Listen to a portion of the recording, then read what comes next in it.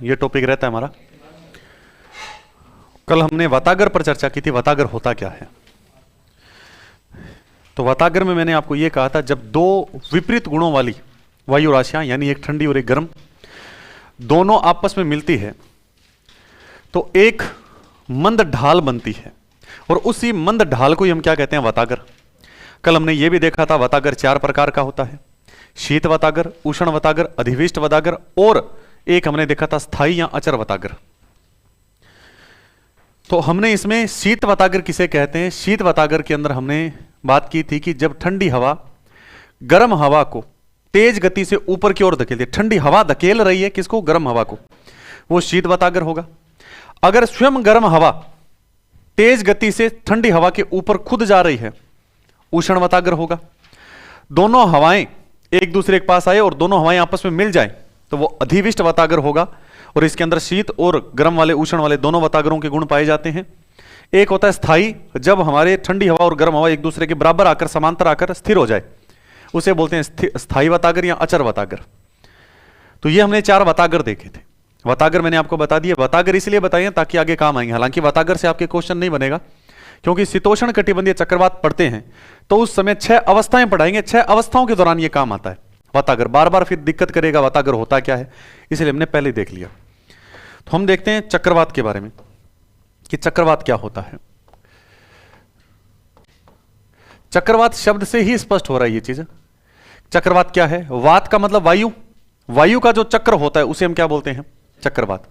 तो आपको ध्यान रखना है, एक ऐसा परिवर्तनशील और अस्थिर चक्र, वायु का एक ऐसा चक्र जो परिवर्तनशील है, जो अस्थिर है यानी आगे बढ़ रहा है, कभी पीछे हट रहा है, परिवर्तनशील है, कभी उच्च वायुदाब आ रहा है, निम्न वायुदाब आ रहा है।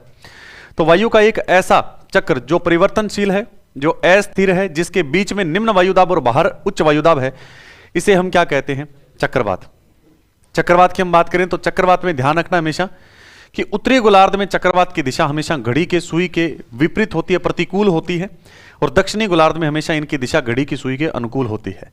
चक्रवात 2 प्रकार के होते हैं, एक होता है शीतोष्ण और एक होता है उष्ण, 2 प्रकार का होता है। हम पहले शीतोष्ण चक्रवात पर बात कर रहे हैं। शीतोष्ण चक्रवात।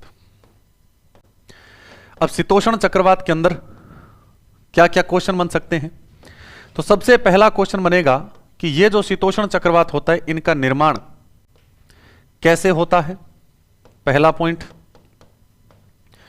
दूसरा पॉइंट आता है इनका निर्माण कहां होता है, कैसे होता है, कहां होता है। फिर ये किस दिशा से किस दिशा की ओर बढ़ते हैं, यानी हमेशा किस दिशा से किस दिशा की ओर चलते हैं, दिशा बतानी है। और दिशा को भी हम 2 भागों में बांट लेंगे, पहले हम दिशा देखेंगे और दिशा को बाद में हम देखेंगे। तो कैसे उत्पन्न होते हैं, कहां उत्पन्न होते हैं और इनकी दिशा क्या होती है, 3 पॉइंट हम सबसे पहले देख रहे हैं। निर्माण कैसे होता है, शीतोष्ण चक्रवात का हमेशा आपको ध्यान रखना है कि जब ठंडी और गर्म वायु, यानी मैं यह कह सकता हूं कि 2 भिन्न गुणों वाली, अलग अलग गुण है, एक ठंडी एक गर्म है, तो 2 भिन्न गुणों वाली जब वायु एक दूसरे से मिलती है तो हमेशा किसका निर्माण होगा, शीतोष्ण चक्रवात का। अब बात आती है इसका निर्माण होता कहां है। इसका निर्माण हमेशा ही कभी उष्ण कटिबंध में नहीं होगा, इसका निर्माण दोनों गोलार्धों के अंदर शीतोष्ण कटिबंध जो होता है 23.5 से लेकर 66.5 के बीच का क्षेत्र। तो आपको ध्यान रखना है 23.5 से 66.5 के बीच के क्षेत्र में हमेशा इसका क्या होगा, निर्माण। यानी हम ये कह सकते हैं कि मध्य अक्षांशीय क्षेत्रों में, जो मध्य अक्षांश होते हैं वहां पर इनका हमेशा निर्माण होता है। अब आपको भी चलो देख लिया कि कैसे निर्माण हो रहा है, कहां निर्माण हो रहा है। उत्तरी गोलार्ध और दक्षिणी गोलार्ध दोनों में निर्माण होता है क्या, तो हम कहेंगे उत्तरी गोलार्ध के अंदर यानी नॉर्थ हेमिस्फीयर के अंदर तो केवल ये कौन सी ऋतु में बनते हैं, शीत ऋतु में।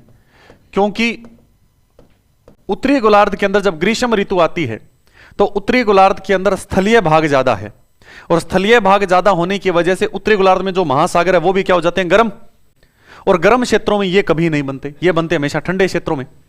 तो जब उत्तरी गोलार्ध में ठंड होती है उसी समय सिर्फ उत्तरी गोलार्ध में बनते हैं, यानी ये उत्तरी गोलार्ध में साल भर पैदा नहीं होते, ये केवल शीत ऋतु के अंदर ही उत्तरी गोलार्ध में पैदा होते हैं। अगर हम साउथ हेमिस्फीयर की बात करें, दक्षिणी गोलार्ध की, अब दक्षिणी गोलार्ध में हमेशा क्या ज्यादा है, जल ज्यादा है, और पानी हमेशा स्थल की तुलना में थोड़ा क्या होता है, ठंडा। इस वजह से दक्षिणी गोलार्ध में इनकी उत्पत्ति कैसी होती है, वर्ष भर, यानी दक्षिणी गोलार्ध में ये वर्ष भर पैदा होते हैं, वर्ष भर बनते रहते हैं, चक्रवात बनता रहेगा, कहीं विनाश लाता रहेगा, बाद में समाप्त हो जाएगा, दोबारा बनेगा, क्योंकि दक्षिणी गोलार्ध के अंदर उत्तरी गोलार्ध की तुलना में तापमान कम पाया जाता है, क्योंकि वहां पर जल का विस्तार ज्यादा है। और उत्तरी गोलार्ध के अंदर ग्रीष्म ऋतु में स्थलीय भाग ज्यादा गर्म होता है, और स्थल के संपर्क में आकर उत्तरी गोलार्ध में जो महासागर है वो भी क्या हो जाते हैं, गर्म। इस वजह से केवल उत्तरी गोलार्ध में शीत ऋतु में ही पैदा होते हैं। तो बना कैसे, कहां बना, ये हमने बात की। फिर आता है इनकी दिशा। तो कल हमने जब वायुदाब वाला चैप्टर पढ़ रहे थे तो आपने एक मानचित्र बनाया था, और उसमें पछुआ पवनों और उनको स्टार्टिंग में आपने शुरुआत में चले जाओ गोल सर्कल बनाया था, पेटियां देखी थी। उस पेटियों के अंदर आप देखो मध्य अक्षांशीय क्षेत्र कहां पड़ रहा है, कौन सी दो पेटियों के बीच में मध्य अक्षांशीय क्षेत्र, गौर से पढ़ो आप इसको। उपोषण उच्च वायुदाब से उपध्रुवीय निम्न वायुदाब, इनके बीच में मध्य अक्षांश वाला क्षेत्र पड़ रहा है, सही है। अब इस क्षेत्र के अंदर कौन सी हवा बहती है, पछुआ पवनें, और पछुआ पवनें हमेशा किस दिशा से किस दिशा की ओर चलती है, पश्चिम से पूर्व की ओर। तो इसका मतलब शीतोष्ण चक्रवात हमेशा ही किस दिशा से किस दिशा की ओर चलेंगे, पश्चिम से पूर्व की ओर चलेंगे। अब आप याद करो, भारत के अंदर जब भारत का भूगोल पढ़ रहे थे तो पश्चिमी विक्षोभ भी किधर से आ रहा था, पश्चिम से पूर्व, वो भी कैसा था, शीतोष्ण चक्रवात था। तो ये 3 पॉइंट आपको क्लियर हो चुके हैं। बनता कैसे है, जब दो भिन्न गुणों वाली वायु राशियां आपस में मिलेगी, ठंडी और गर्म। कहां बनता है, हमेशा मध्य अक्षांशों में बनेगा। उत्तरी गोलार्ध में ये हमेशा शीत ऋतु में बनेंगे, जबकि दक्षिणी गोलार्ध में वर्ष भर बनेंगे। फिर हमने देखा है कि इनकी दिशा हमेशा कैसी होती है, पश्चिम से पूर्व।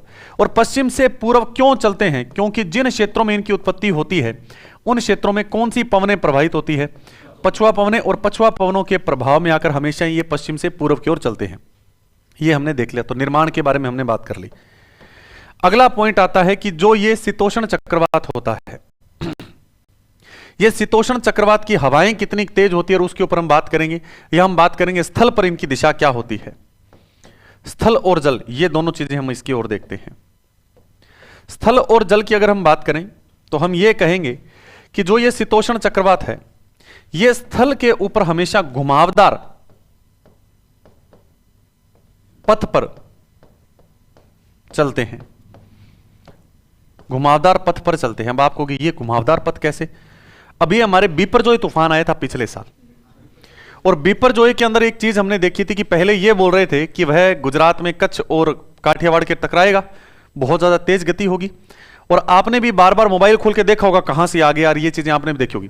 तो उसकी डायरेक्शन बता रहे थे, जोधपुर के अंदर 2 दिन छुट्टियां रही थी, और कहा था कि जोधपुर आएगा वो सीधा, और जोधपुर के अंदर हो सकता है 50-60 किलोमीटर प्रति घंटे की रफ्तार से हवाएं चले और मूसलाधार बरसात हो, ये बातें चल रही थी। लेकिन जब वो गुजरात के टकराया तब हमें पता चला कि उसकी जो डायरेक्शन है वो जोधपुर से उसकी हट गई है, अब डायरेक्शन घूम गई है पाली की ओर। और पाली से भी थोड़ी देर बाद में पता चला कि पाली भी नहीं, उदयपुर की ओर घूम गया है। तो आप सोच के देखो कि जैसे ही ये स्थल पर आता है शीतोष्ण चक्रवात, तो इसकी जो दिशा होती है वो डायरेक्शन सही नहीं रहती, बाद में ये क्या करता है, इसकी डायरेक्शन घूमती रहती है। इसलिए हम ये कह सकते हैं कि स्थल पर हमेशा ही घुमावदार पथ पर ये चलते हैं, यानी किधर भी घूम सकता है ये।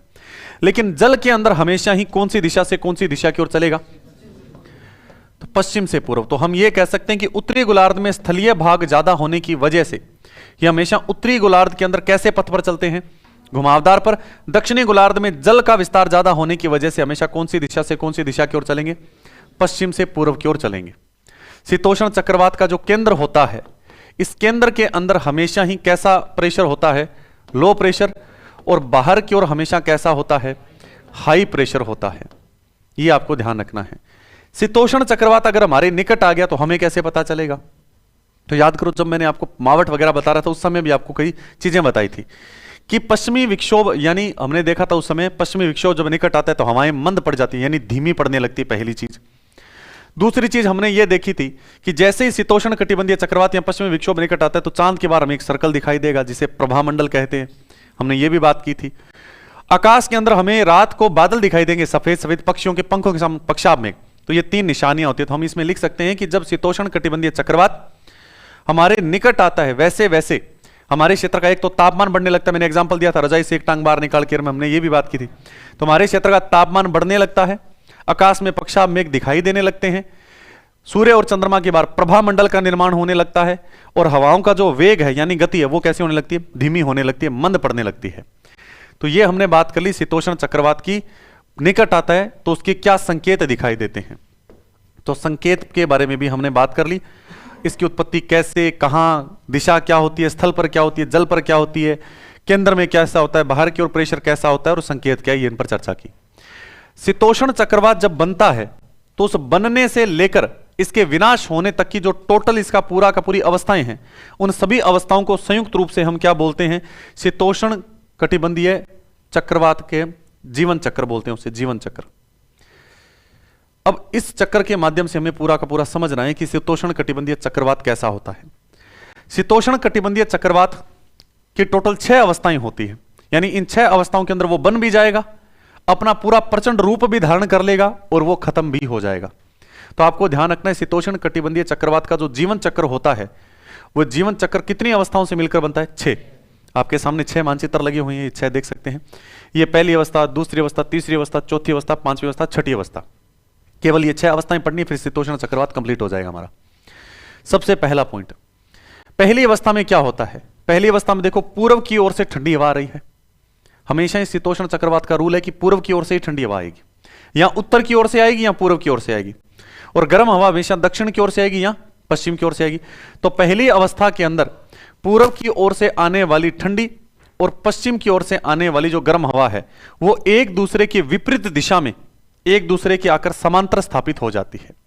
और जैसे ही समांतर एक दूसरे के स्थापित होगी तो इससे एक वातागर बनेगा, और उस वातागर का नाम क्या होता है, स्थायी, या उसे हम बोल सकते हैं अचर वातागर। याद करो भी, वातागर हम पढ़ के भी आए थे, जब समांतर स्थापित हो जाती है उसे हम स्थायी वातागर या अचर वातागर कहते हैं। तो हमें यह ध्यान रखना है कि जो शीतोष्ण कटिबंधीय चक्रवात होता है उसके जीवन की जो पहला चक्र होता है, पहली अवस्था होती है, उसमें पूर्व की ओर से आने वाली ठंडी हवा और पश्चिम की ओर से आने वाली जब गर्म हवाएं एक दूसरे के समांतर स्थापित होती है तो स्थायी या अचर वातागर का निर्माण होता है। और इसके अंदर क्या होता है, इसमें मौसम के अंदर कोई भी परिवर्तन देखने को नहीं मिलता। स्थायी वातागर जब बनेगा मौसम में किसी प्रकार का परिवर्तन नहीं होगा। यह शीतोष्ण कटिबंधीय चक्रवात की पहली अवस्था थी। अब आते हैं दूसरी अवस्था में। दूसरी अवस्था क्या है, दूसरी अवस्था के अंदर जो ठंडी हवा है, देखो पूर्व की ओर से आ रही थी और पश्चिम की ओर से गर्म हवा आ रही है, ये दोनों एक दूसरे के क्षेत्र में घुसने का प्रयास कर रही है। तो दूसरी अवस्था के अंदर शीत वायु यानी जो ठंडी हवा है और गर्म वायु ये एक दूसरे के क्षेत्र में प्रवेश करने का प्रयास करती है। और जब ये एक दूसरे के क्षेत्र में प्रवेश करने का प्रयास करती है तो इससे एक लहरनुमा आकृति बन जाती है। आप देख सकते हो बीच में ऊंचा हो गया, यहां से थोड़ा नीचे और यहां से थोड़ा ऊपर हो गया, लहरनुमा आकृति बन गई। तो इस वातागर को हम लहरदार वातागर भी कहते हैं। इस चीज को हम क्या कह सकते हैं, लहरदार वातागर बोल सकते हैं। और लहरदार वातागर को हम ध्रुवीय वातागर भी कहते हैं।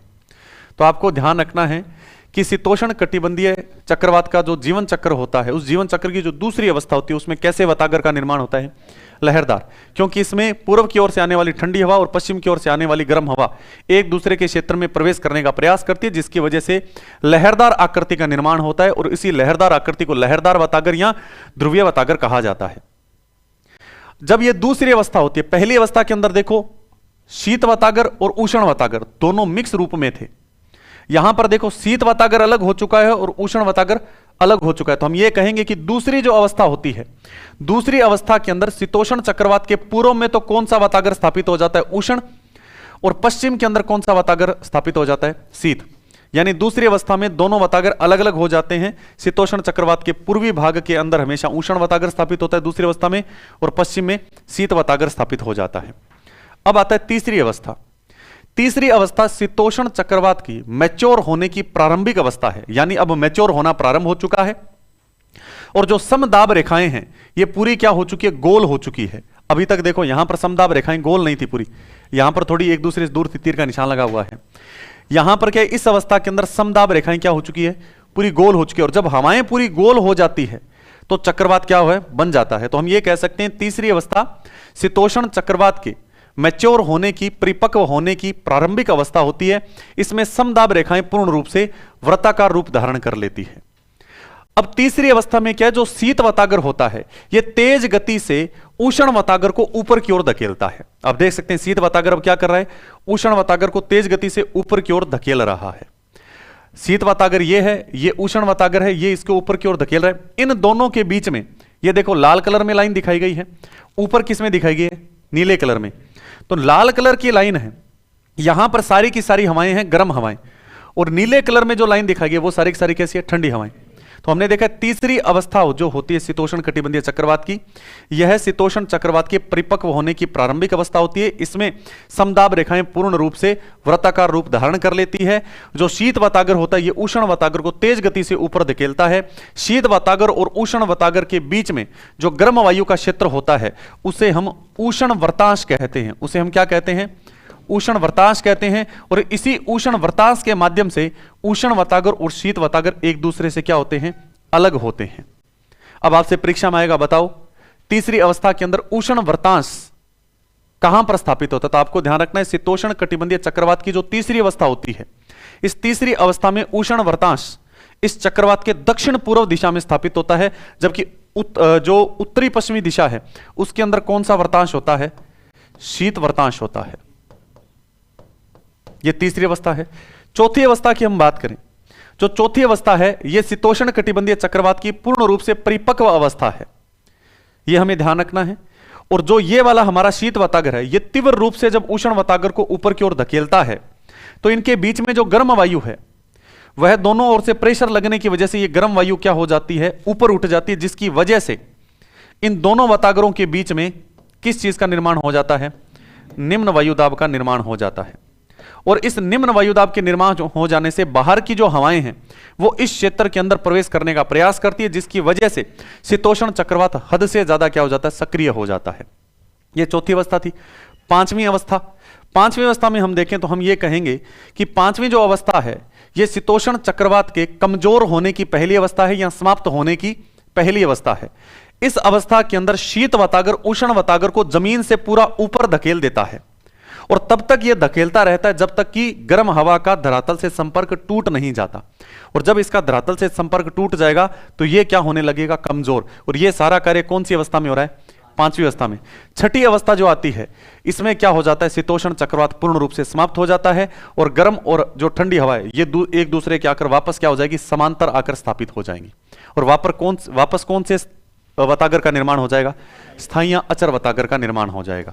ये 6 अवस्थाएं कंप्लीट, शीतोष्ण चक्रवात कंप्लीट। ये शीतोष्ण था। अभी मैं ये नहीं कह रहा कि उष्ण कंप्लीट हो गया है, शीतोष्ण कंप्लीट हो गया है। अब एक बार मैं इसको वापस दोहराता हूं, फिर हम देखते हैं। सबसे पहले मुझे तो ये बताओ कि हमारे जो ये वातागर क्या होता है, वातागर क्या होता है?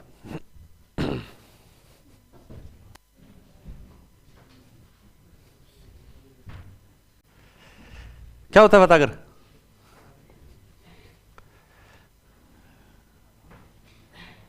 फोन पे नहीं पूछना, वातागर क्या होता है, सीधा बताना है। मिलन स्थल पर एक ढलवां सतह का निर्माण होता है, उसे हम क्या कहते हैं, वातागर। वातागर कितने प्रकार का होता है? 4। एक कौन सा होता है, शीत वातागर। शीत वातागर किसे कहते हैं? जब ठंडी हवा गर्म हवा वायु को ऊपर की ओर धकेलती है। उष्ण वातागर जब गर्म हवा स्वयं ठंडी हवा के ऊपर की ओर जाती है। अधिविष्ट वातागर कौन सा होता है? जब दोनों हवाएं एक दूसरे से मिल जाएं, अधिविष्ट वातागर। और इसमें उष्ण और शीत वातागर दोनों का गुण पाए जाएंगे। एक होता है स्थायी, जब दोनों गर्म और ठंडी हवा एक दूसरे के बराबर आकर समांतर स्थापित हो जाए, उसे हम क्या बोलते हैं, स्थायी या अचर वातागर। 4 वातागर हो गए। चक्रवात किसे कहते हैं?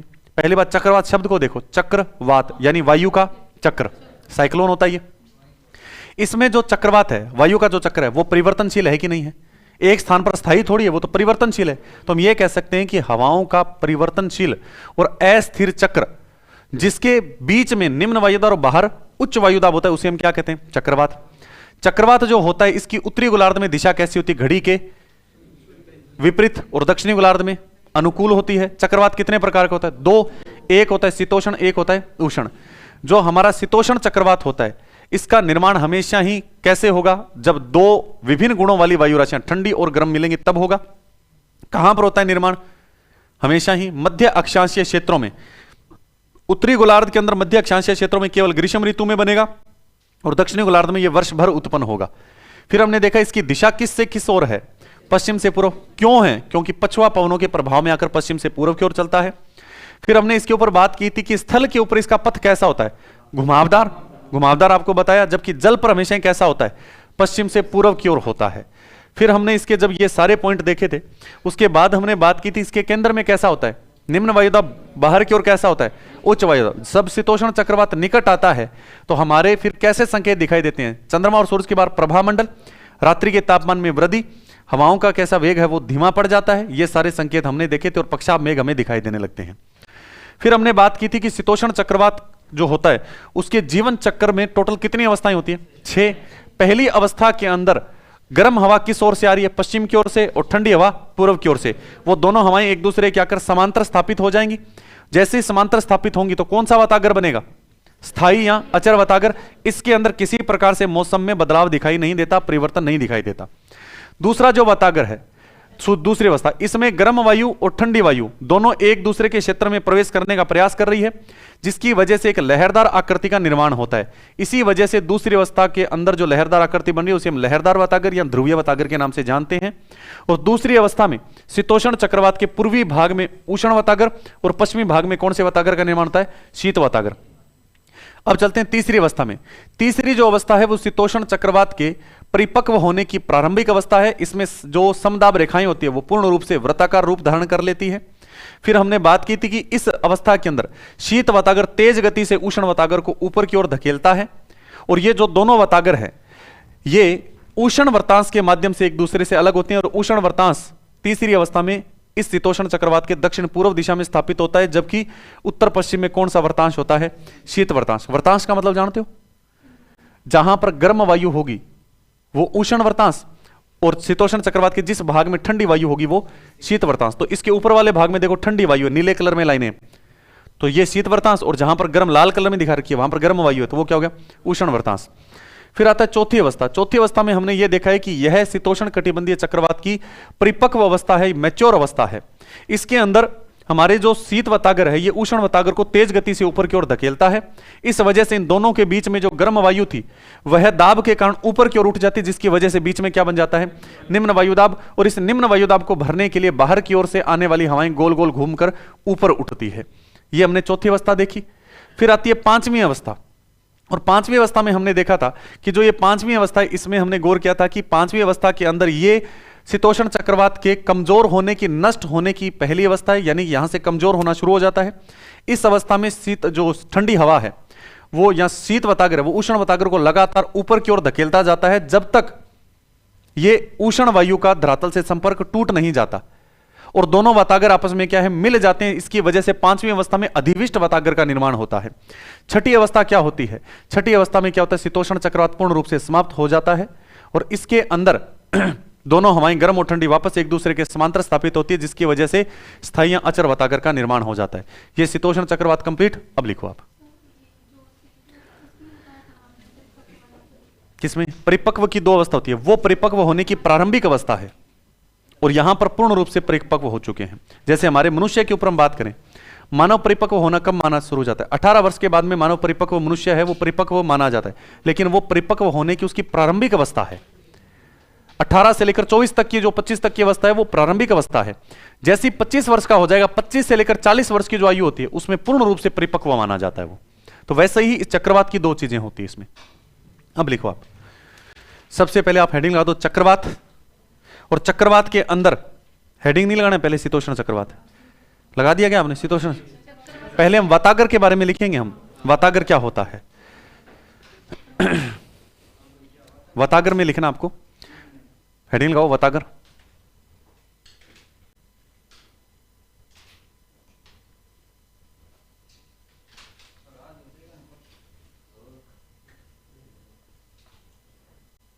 देखो वातागर के अंदर दो भिन्न गुणों वाली वायु राशियों के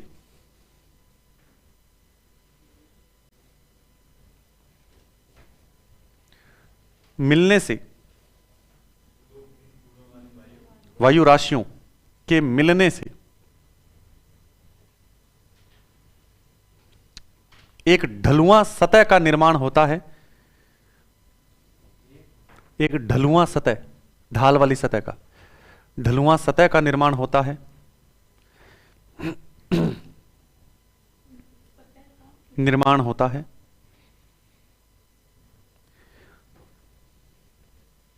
जिसे वताग्र कहते हैं, जिसे वताग्र कहते हैं।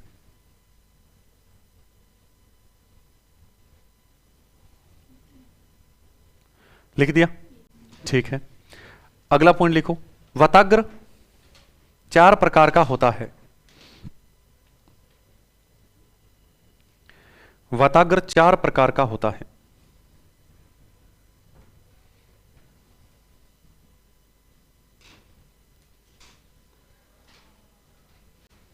लिख दिया? ठीक है, 1 नंबर शीत वताग्र।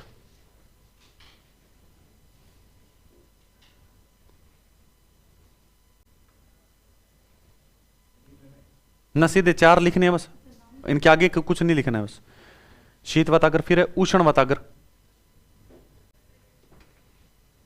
क्योंकि हमसे 4 प्रकार नहीं पूछे जाएंगे, हमसे चक्रवात में पूछेगा सीधा। ये तो इसलिए पहले थोड़ा कॉन्सेप्ट क्लियर कर रहा हूं। शीत वताग्र, उष्ण वताग्र। एक शब्द है अधिविष्ट वताग्र। अधि लिख देता हूं मैं,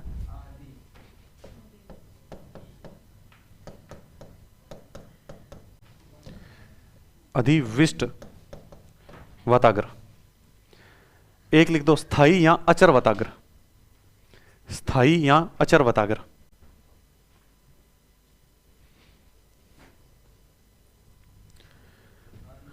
या अचर वताग्र लिख दिया। अब आप हेडिंग लगा दो चक्रवात, बीच में हेडिंग लगाना चक्रवात।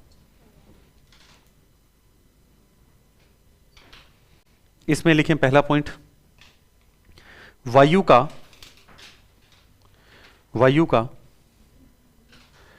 परिवर्तनशील, वायु का परिवर्तनशील और अस्थिर चक्र, वायु का परिवर्तनशील और अस्थिर चक्र जिसके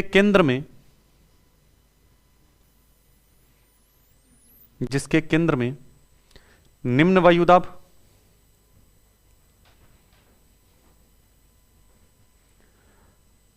और बाहर उच्च वायुदाब होता है,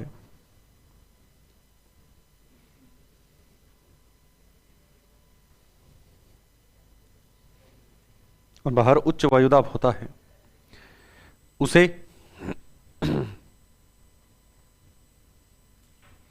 चक्रवात कहते हैं। उसे चक्रवात कहते हैं। अगला पॉइंट, चक्रवात की दिशा, चक्रवात की दिशा उत्तरी गोलार्ध में, चक्रवात की दिशा उत्तरी गोलार्ध में घड़ी सुई के प्रतिकूल, घड़ी सुई प्रतिकूल और दक्षिणी गोलार्ध में, और दक्षिणी गोलार्ध में घड़ी सुई के अनुकूल होती है।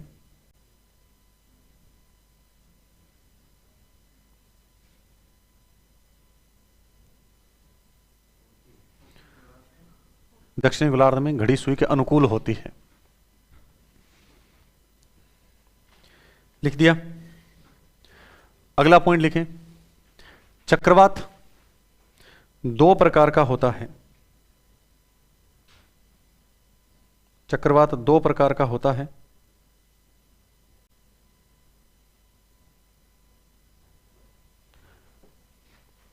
एक नंबर शीतोष्ण चक्रवात, 2 नंबर उष्ण चक्रवात।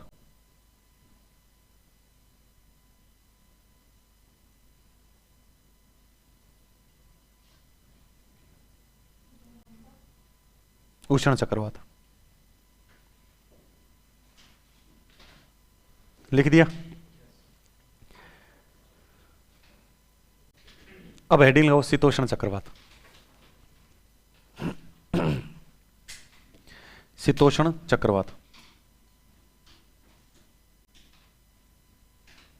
इसमें लिखना है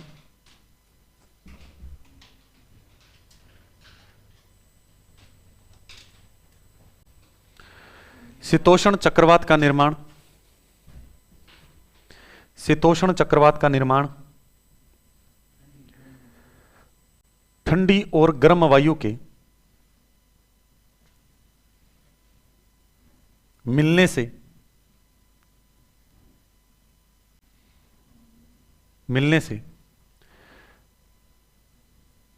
मध्य अक्षांशीय क्षेत्रों में होता है।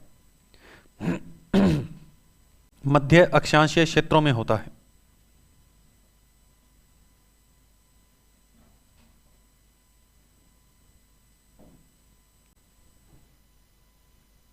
लिख दिया। उसके बाद आपको लिखना है यह उत्तरी गोलार्ध में, यह उत्तरी गोलार्ध में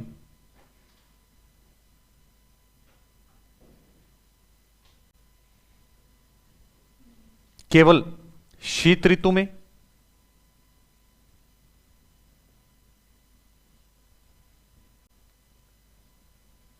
जबकि दक्षिणी गोलार्ध में जबकि दक्षिणी गोलार्ध में वर्ष भर उत्पन्न होते हैं।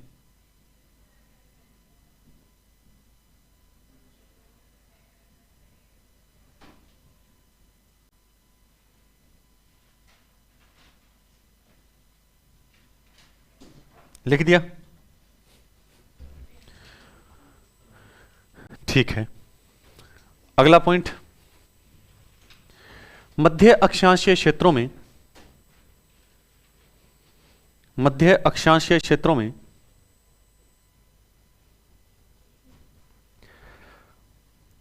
पछुआ पवनों के प्रभाव में आकर, पछुआ पवनों के प्रभाव में आकर यह पश्चिम से पूर्व की ओर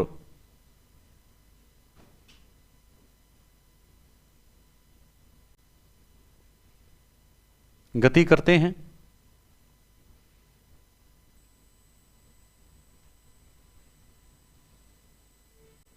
अगला पॉइंट, शीतोष्ण चक्रवात, शीतोष्ण चक्रवात का स्थलीय भाग पर, शीतोष्ण चक्रवात का स्थलीय भाग पर पथ घुमावदार होता है। पथ यानी रास्ता घुमावदार होता है,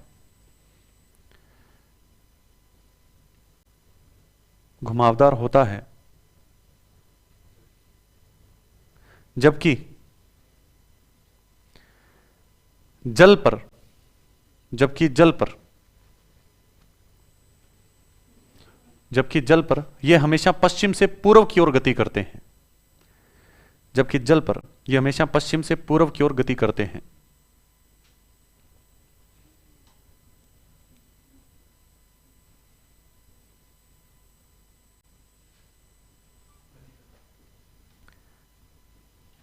लिख दिया। ठीक है, अगला पॉइंट, हाँ इसी में अगला पॉइंट है, शीतोष्ण चक्रवात के केंद्र में, ये देख लो चक्रवात ऐसा होता है, ये सारी हवाएं देखो अंदर की ओर आ रही है, लेकिन बीच वाला क्षेत्र देखो खाली पड़ा है।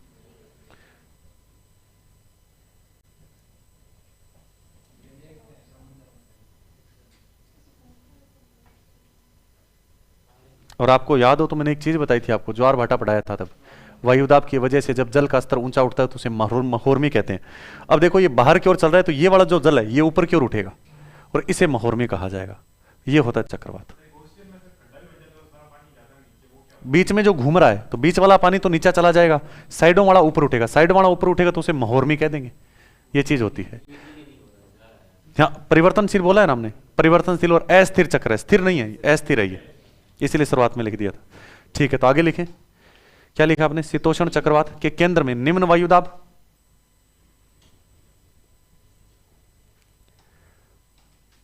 और बाहर की ओर उच्च वायुदाब होता है, और बाहर की ओर उच्च वायुदाब होता है।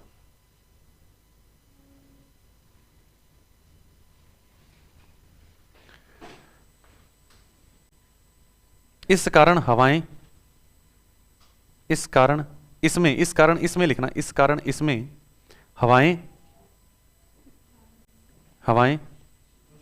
हाँ, इस कारण इसमें हवाएं बाहर से केंद्र की ओर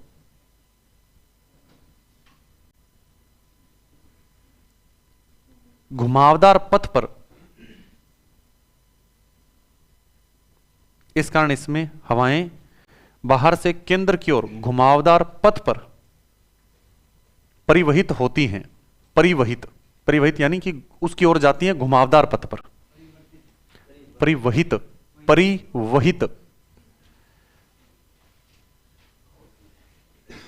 यानी कि घूमती घूमती हुई उसके अंदर की ओर जा रही है। लेकिन इसी में लिखना, लेकिन केंद्र में पहुंचने से पहले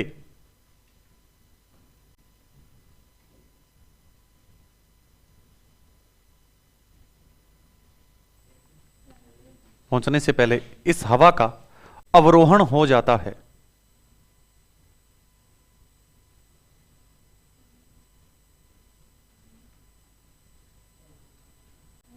यानी ऊपर उठ जाती है, ये भी शब्द लिख सकते हो, जरूरी नहीं कि अवरोहणी शब्द लिखो।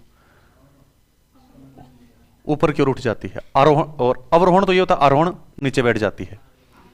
अवरोहण आरोहण ये दो अलग शब्द होते हैं। लिख दिया। अगला पॉइंट लिखना। हाँ, अगला पॉइंट शीतोष्ण चक्रवात में, शीतोष्ण चक्रवात जब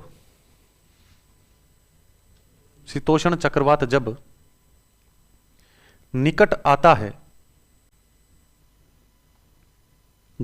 आता है तो हवाओं का वेग या हवाओं की गति लिख सकते हो, वेग की जगह हवाओं की गति धीमी होने लगती है।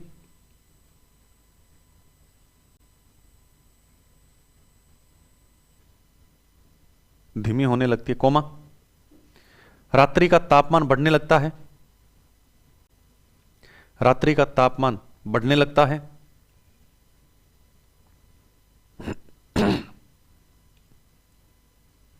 लिख दिया। कोमा, सूर्य और चंद्रमा के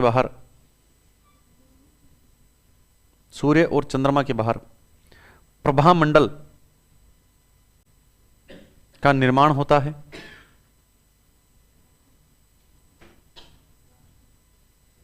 सूर्य और चंद्रमा के बाहर प्रभामंडल का निर्माण होता है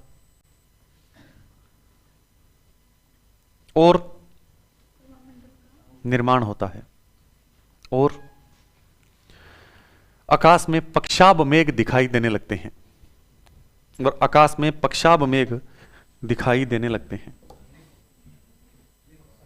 पक्षाभ, पक्षी वाला,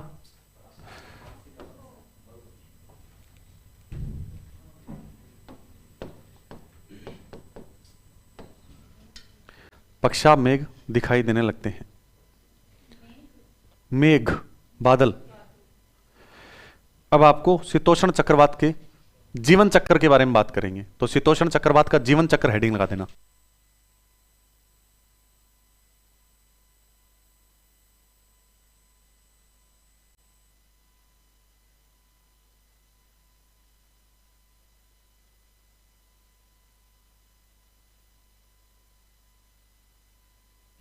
शीतोष्ण चक्रवात का जीवन चक्र।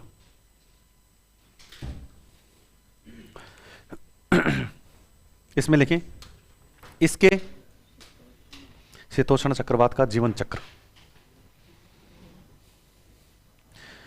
इसके निर्माण से लेकर विनाश तक की प्रक्रिया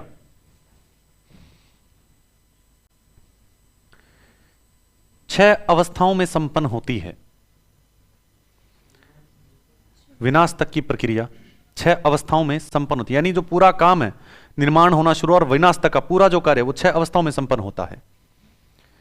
इसके निर्माण से लेकर विनाश तक की प्रक्रिया छह अवस्थाओं में संपन्न होती है। इन अवस्थाओं को संयुक्त रूप से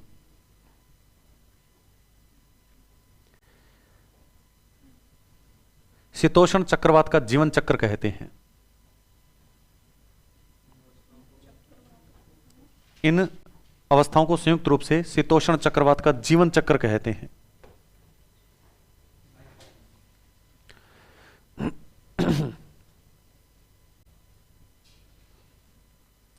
ठीक है, स्पेस छोड़ देना, ये बनाने होंगी आपको छह अवस्थाएं घर पे जाकर।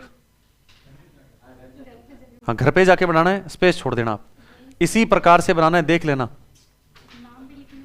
नाम ऐसे लेना, पहली अवस्था, दूसरी अवस्था, तीसरी, चौथी, पांचवी, छठी, सीधा छह अवस्था। हाँ बिल्कुल, ऐप में वीडियो रोककर देख लेना आप। पीडीएफ आपके पास 48 घंटे में पहुंचती है, और 48 घंटे बाद अपने याद ही नहीं रहता, तो इससे अच्छा है वीडियो के अंदर रोककर आप देख लेना इसे। ठीक है, तो आगे लिखें। इसमें छह अवस्थाएं लिखनी। पहली अवस्था लिखो, पहली अवस्था, ये लिखवा रहा हूं, छह अवस्थाएं। पहली अवस्था,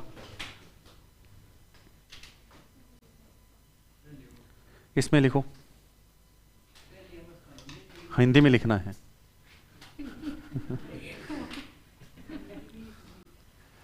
इसमें लिखें, इस अवस्था में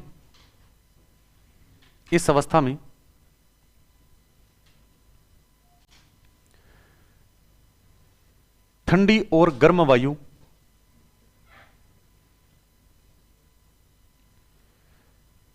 एक दूसरे के, ठंडी और गर्म वायु एक दूसरे के विपरीत दिशा में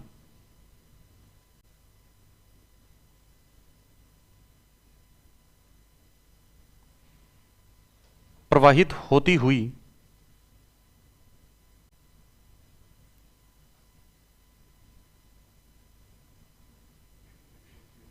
एक दूसरे के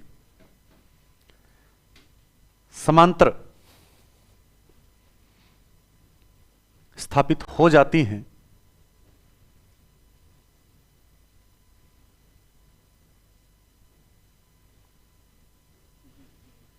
जिसके कारण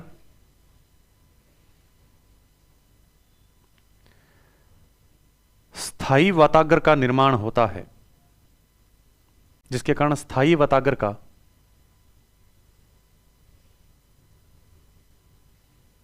निर्माण होता है।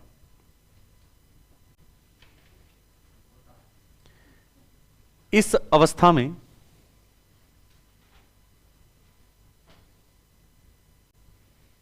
मौसम में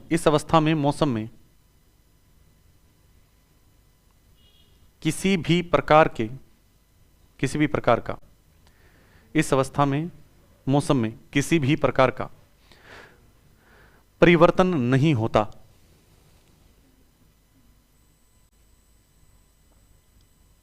यह सबसे बड़ा यही है। शीतोष्ण चक्रवात हो गया तो अगले जो 40 मिनट या आधा घंटा वो उसमें दोनों निकल जाएंगे। सबसे बड़ा शीतोष्ण चक्रवात है हमारा, सबसे ज्यादा क्वेश्चन इसे बनाता है। उष्ण चक्रवात या प्रति चक्रवात से क्वेश्चन नहीं बनता। क्वेश्चन की छह अवस्थाएं हैं, इन्हीं से क्वेश्चन बनेंगे। परिभाषा से नहीं पूछते, ऐसे पूछेगा स्थायी वातागर कौन सी अवस्था में बनता है, कौन सी अवस्था बनता है, कौन सी अवस्था में मौसम में कोई परिवर्तन नहीं होता, कौन सी अवस्था चक्रवात के विनाश या कमजोर होने की पहली अवस्था है, परिपक्व होने की पहली अवस्था है। ऐसे क्वेश्चन बनेंगे। वो तो आपको क्वेश्चन क्या चीज, आज चिंता मत करो, आज कंप्लीट होगा। कोई नहीं, आप लिखो, मैं कंप्लीट मेरे ऊपर है, लिखो तुम। लिख दिया। दूसरी अवस्था,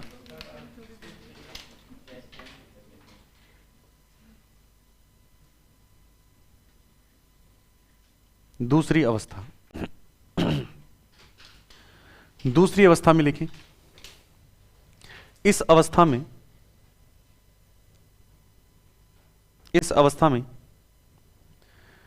गर्म और ठंडी वायु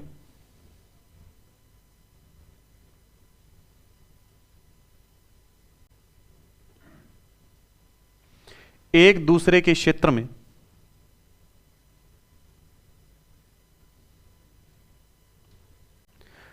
प्रवेश करने का प्रयास करती हैं।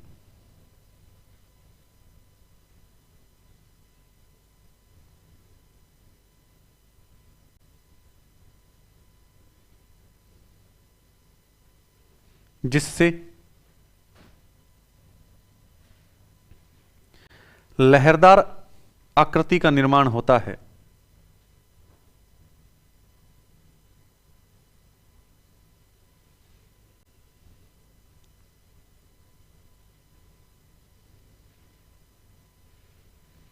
जिसे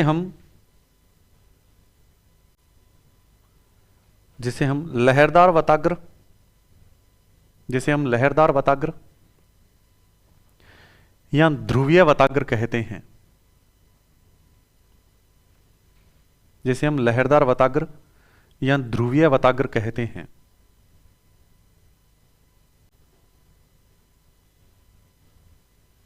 तीसरी अवस्था,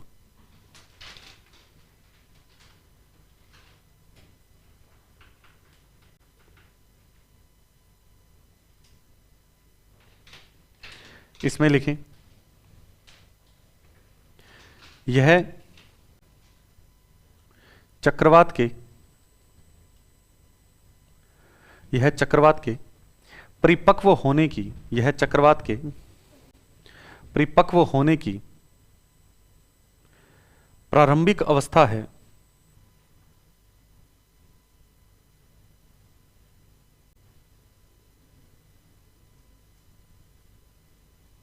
इसमें समदाब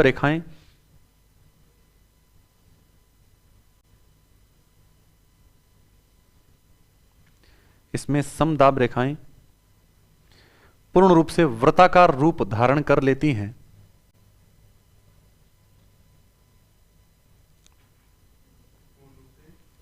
वृत्ताकार रूप धारण कर लेती हैं।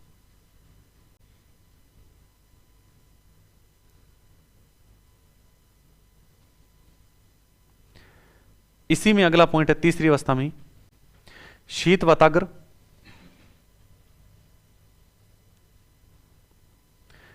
तीव्र रूप से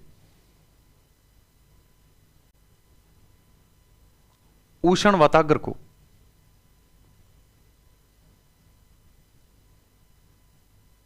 शीत वताग्र तीव्र रूप से उष्ण वताग्र को ऊपर की ओर धकेलता है।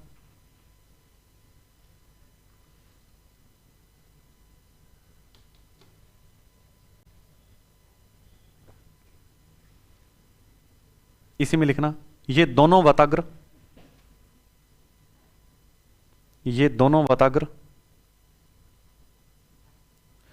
उष्ण वृत्तांश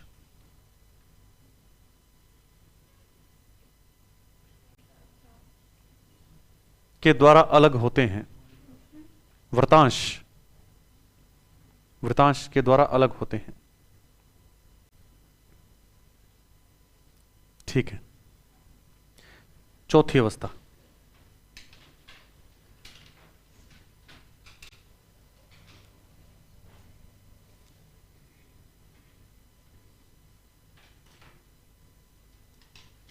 इस अवस्था में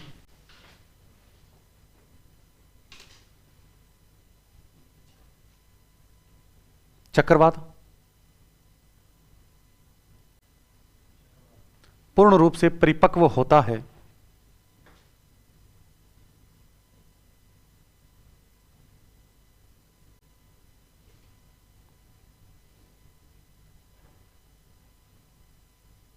लिख दिया।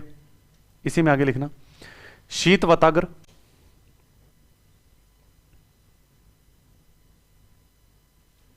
जब उष्ण वताग्र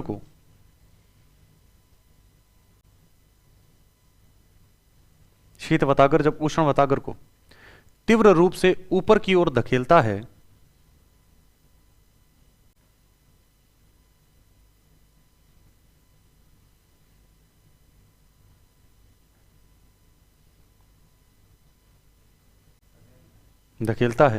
तो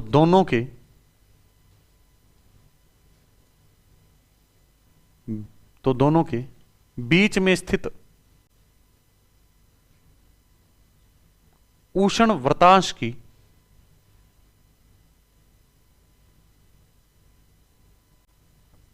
गर्म हवा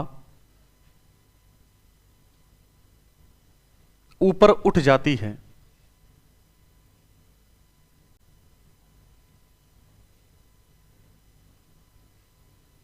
जिसके कारण बीच में निम्न वायुदाब का निर्माण होता है।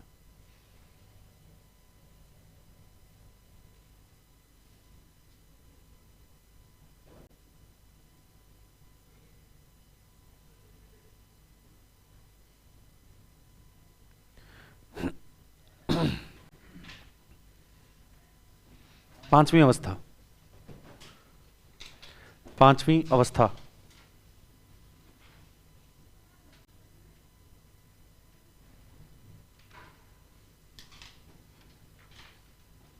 इसमें लिखो,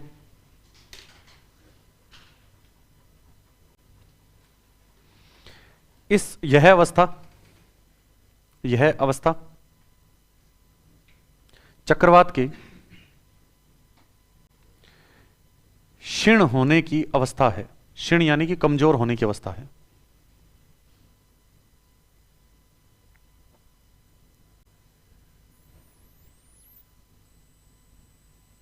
इस अवस्था में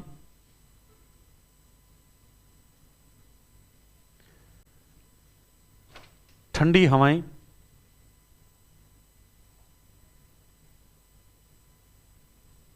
गर्म हवाओं को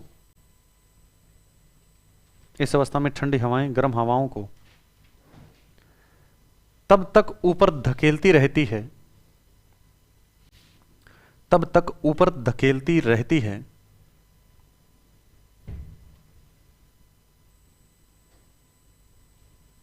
जब तक गर्म हवाओं का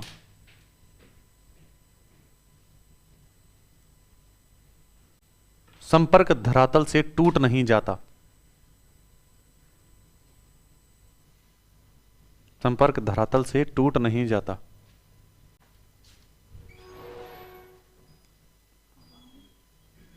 लिख दिया, संपर्क धरातल से टूट नहीं जाता। इस अवस्था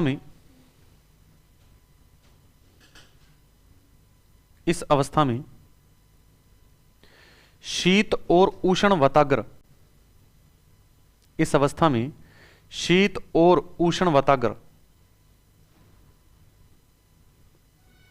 के मिलने से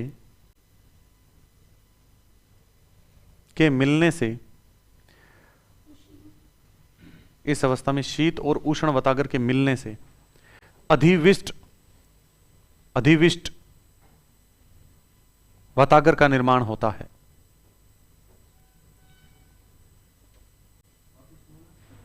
इस अवस्था में शीत और उष्ण वाताग्र के मिलने से अधिविष्ट, जो पीछे लिख कर आए थे 4 वाताग्र में, अधिविष्ट वाताग्र का निर्माण होता है। छठी अवस्था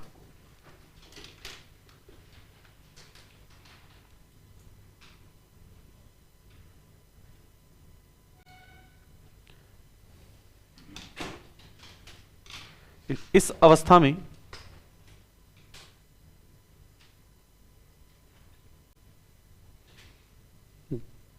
गर्म हवा का धरातल से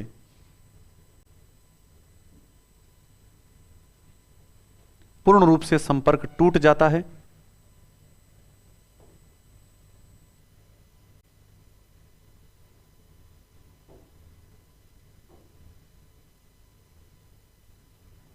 और धरातल के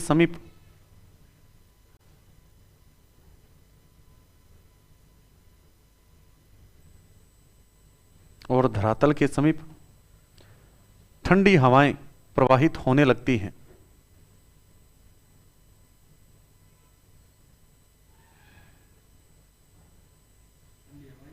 धरातल के समीप प्रवाहित होने लगती है। लिख दिया? शाबाश यार, स्पीड बहुत खींच रखी आज तो। नोट करके लिखो।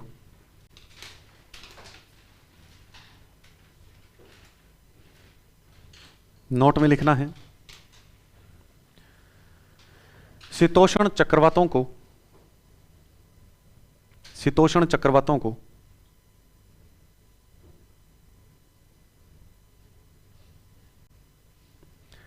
कैरेबियन सागर में, कैरेबियन, हाँ, शीतोष्ण चक्रवातों को कैरेबियन सागर में हैरिकेन,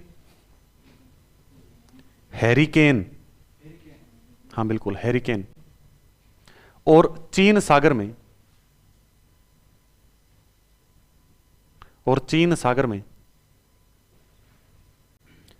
टाइफून के नाम से जाना जाता है। टाइफून के नाम से जाना जाता है।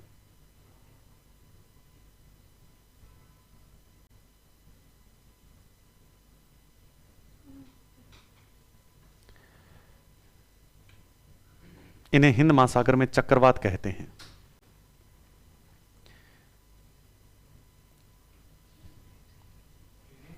हिंद महासागर में चक्रवात कहते हैं।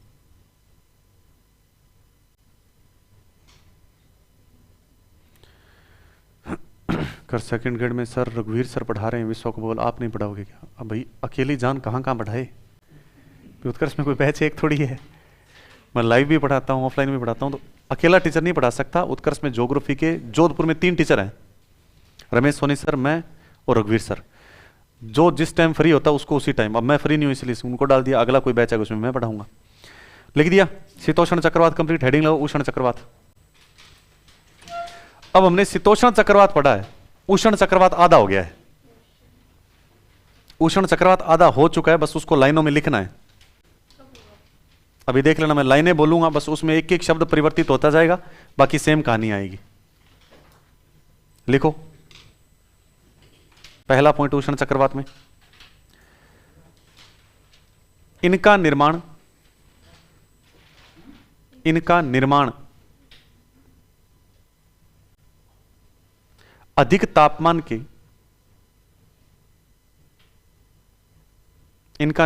अधिक तापमान के कारण गर्म होकर ऊपर उठी हवा से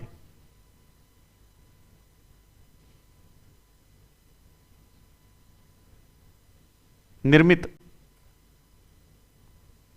ITCZ क्षेत्र में होता है। ITCZ क्षेत्र में होता है, यानी कि अधिक तापमान होगा, हवा गर्म होकर ऊपर उठेगी, नीचे लो प्रेशर एरिया बनेगा, उसे हम क्या कहते हैं? ITCZ, उसमें बनेंगे ये। दूसरा पॉइंट,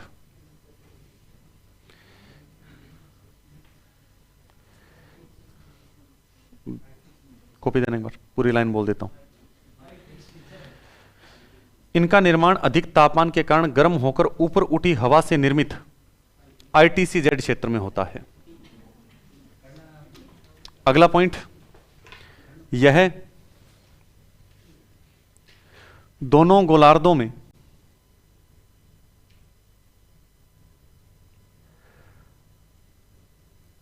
पांच डिग्री अक्षांश से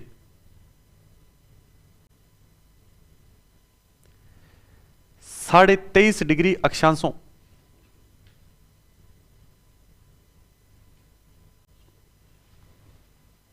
के बीच उत्पन्न होते हैं।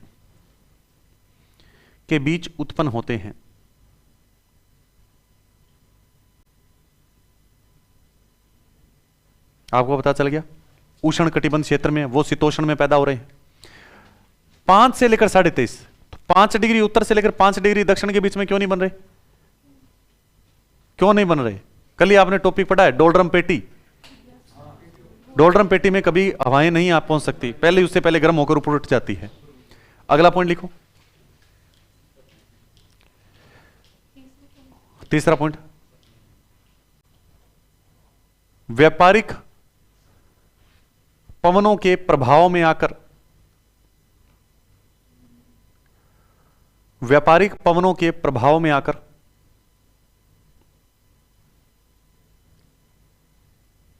यह पूर्व से पश्चिम की ओर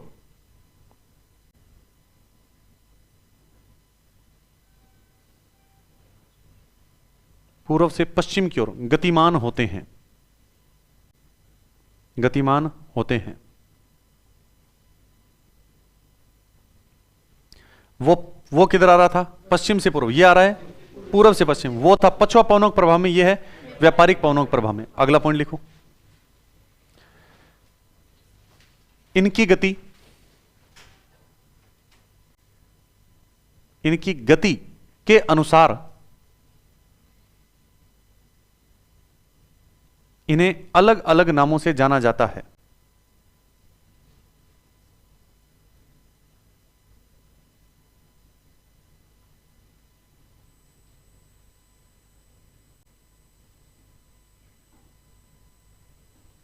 लिख दिया? ठीक है। अब इनके अलग अलग नाम बताने हमें। तो गति के अनुसार एक लिखो 32 किलोमीटर प्रति घंटा, नीचे लिखना है 1 नंबर 32 किलोमीटर प्रति घंटा। इसके सामने लिख दो कमजोर चक्रवात।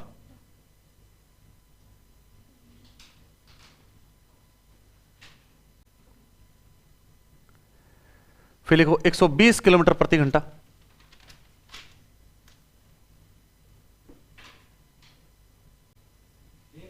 एक 120 किलोमीटर प्रति घंटा।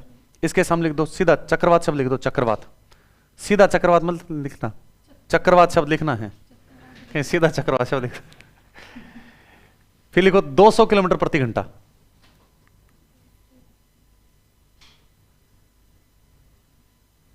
(200 किलोमीटर प्रति घंटा) सुपर चक्रवात यानी सुपर साइक्लोन।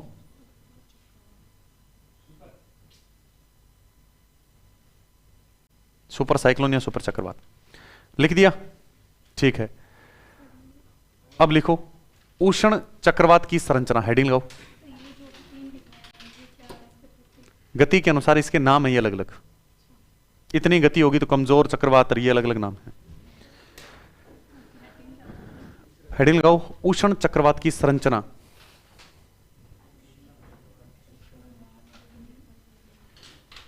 लिख दिया? अब उष्ण चक्रवात की संरचना में पहले तो आप एक सर्कल बनाओ और इसके बीच में लिख दो आंख। इसके बाहर लिखना है आंख की दीवार।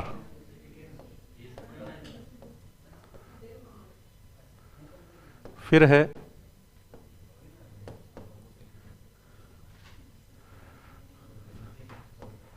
वलयाकार आंख की दीवार। फिर है वलयाकार क्षेत्र।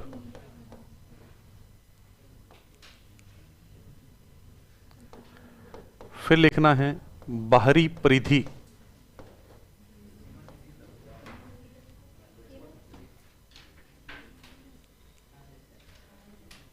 बनाओ इसे।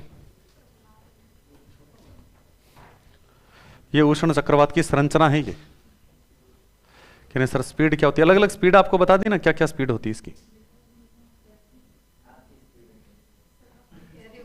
क्या हो गया?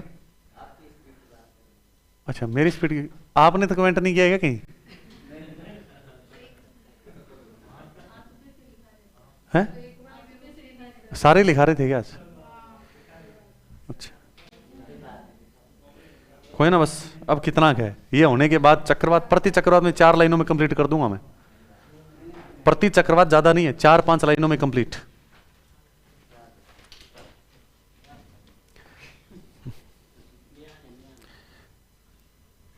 एक काम और करना, वलयाकार जो क्षेत्र बनाए ना, इसके यहां पर एक पट्टी और बनाना बीच में, और इसके अंदर यहां पर लिखना वर्षण सर्पिल पट्टी।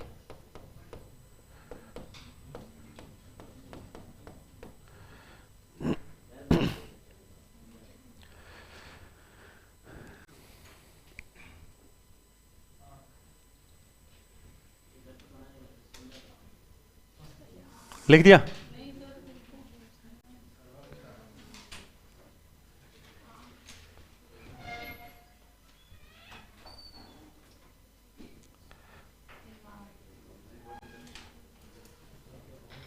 बना दिया? इसमें इतना देखने वाला कुछ नहीं है, 6 लाइनें खींचनी है सिर्फ। 1 2 3 4 5, 5 लाइनें बना ली। बीच वाले में आंख, इसके बाहर आंख की दीवार, उसके बाद वर्षण सर्पल पट्टी, वर्षण सर्पल पट्टी के ऊपर वल्याकार पट्टी, फिर उसके बाद बाहरी परिधि।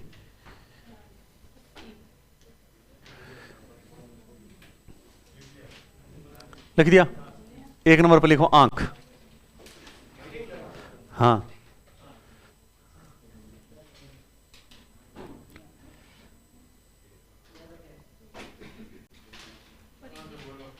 अब आंख शब्द में लिखें, हेडिंग बना दी आंख शब्द, इसमें लिखें यह चक्रवात के बीच में, चक्रवात के बीच में यानी केंद्र में एक शांत क्षेत्र होता है।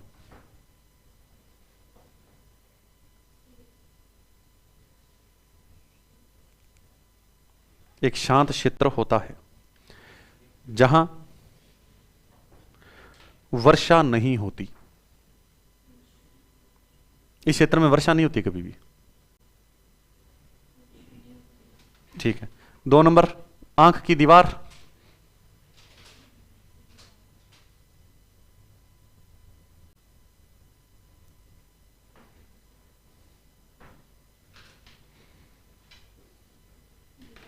ये देखो, चक्रवात के आंख की चारों ओर, चक्रवात के आंख की चारों ओर एक ऐसा क्षेत्र होता है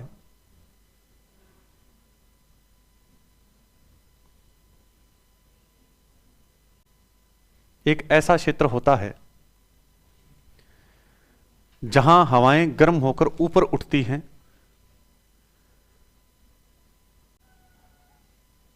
जहां हवाएं गर्म होकर ऊपर उठती हैं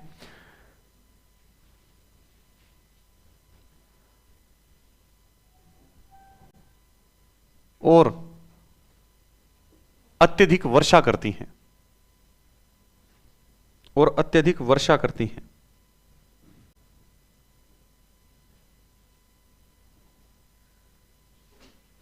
उसके बाद कौन सा है? वर्षण सर्पिल पट्टी।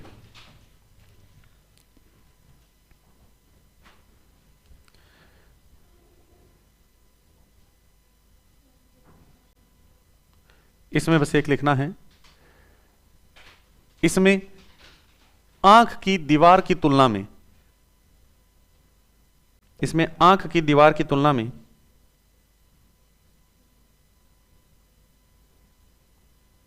थोड़ी कम वर्षा होती है।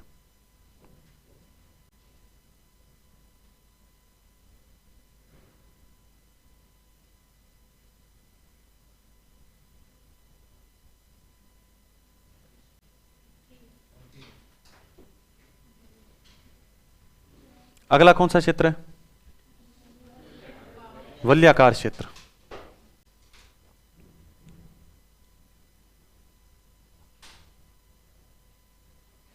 इसमें लिख दो, आंख की दीवार में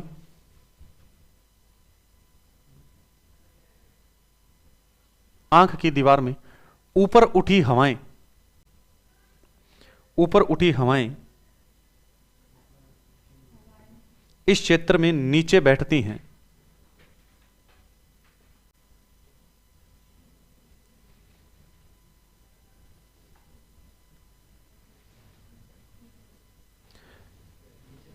इस कारण इस क्षेत्र में वर्षा नहीं होती। इस कारण इस क्षेत्र में वर्षा नहीं होती।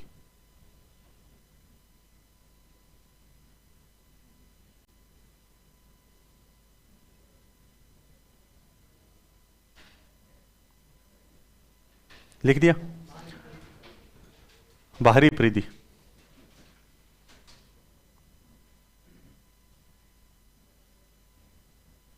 लिख दिया? बाहरी परिधि। इसमें लिखो, इसे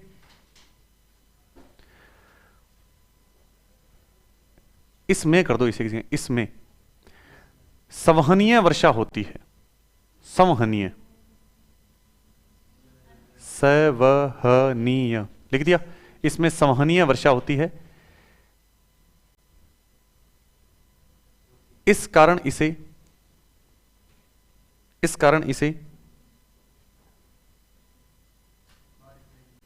बाह्य संवहनीय पट्टी कहते हैं। इस कारण इसे बाह्य संवहनीय पट्टी भी कहते हैं।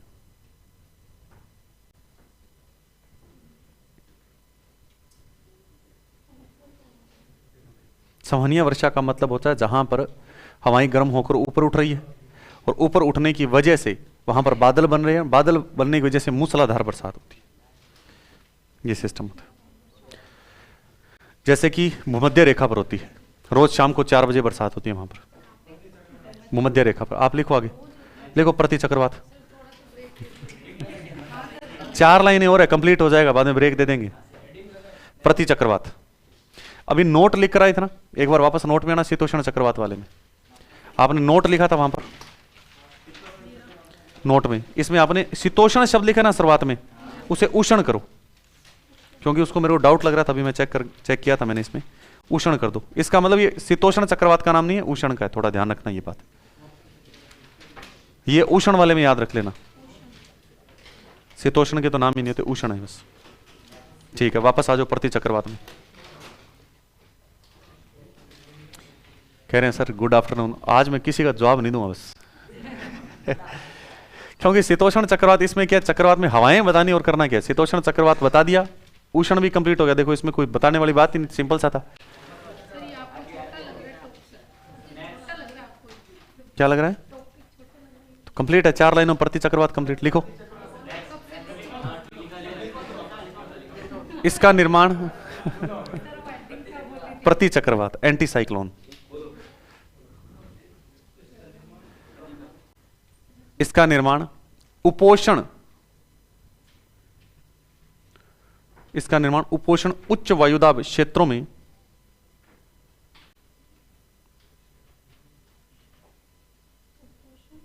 उच्च वायुदाब क्षेत्रों में हवाओं के नीचे बैठने से होता है।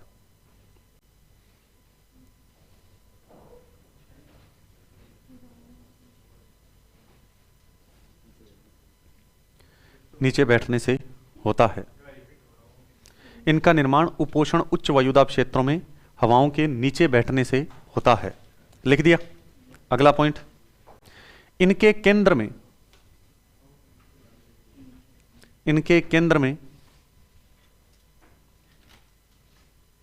उच्च वायुदाब, इनके केंद्र में उच्च वायुदाब और बाहर निम्न वायुदाब होता है।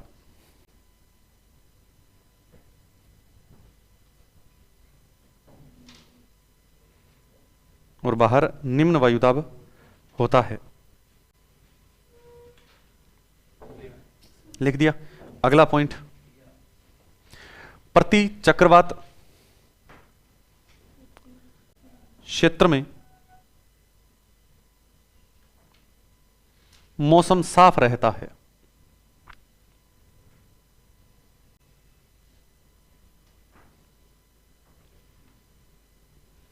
अगला पॉइंट, यह चक्रवातों से अधिक विस्तृत होते हैं, यानी अधिक बड़े होते हैं, अधिक विस्तृत होते हैं।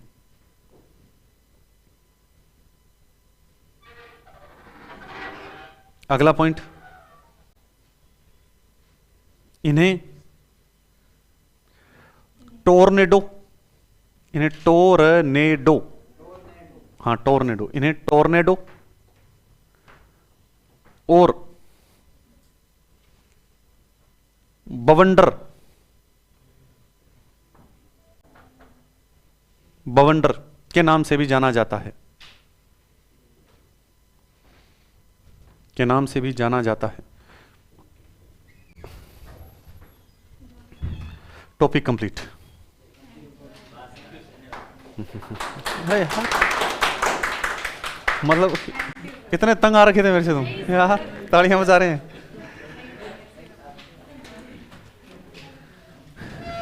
अरे बैठो, कहां जा रहे हो? बैठो बैठो, एक मिनट, किधर जा रहे हो? क्या लेकर आ रहे हो? बैठ रहो एक मिनट। प्रधान जी आप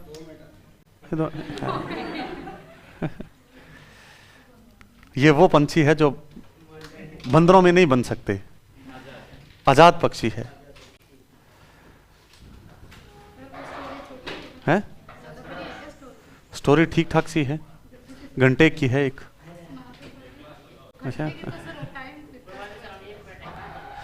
चलो वो बताता हूं आपको। मुंशी प्रेमचंद जी की 4-5 मिनट ऊपर जाएगी तो कोई बड़ी बात नहीं है। मुंशी प्रेमचंद जी कहानी, इसके अंदर एक स्कूल की कहानी है। इसमें बीच में कलेक्टर आ जाएगा, मास्टर कैसा होना चाहिए, सभी चीजें आ जाएगी। आप भी टीचिंग लाइन की तैयारी करें तो आपके लिए बेस्ट रहेगी, और मान लीजिए कोई सिविल एग्जाम की तैयारी करता है उसके लिए भी अच्छी रहती है। मुंशी प्रेमचंद जी ने मानसरोवर के अपने 5वें खंड में इस कहानी के बारे में बताया। इसका नाम है प्रेरणा कहानी का। मैं इस कहानी से प्रेरणा मिलती है हमें। कहते हैं इसमें एक स्कूल होता है और उसके अंदर, काफी बड़ा स्कूल था, और उसके अंदर एक विद्यार्थी था जिसका नाम था सूरजभान। सूरजभान कहते हैं बड़ा शरारती था, बहुत ज्यादा शरारती था, जिसकी वजह से स्कूल के तमाम अध्यापक तंग आ चुके थे, सभी अध्यापक फुल तक।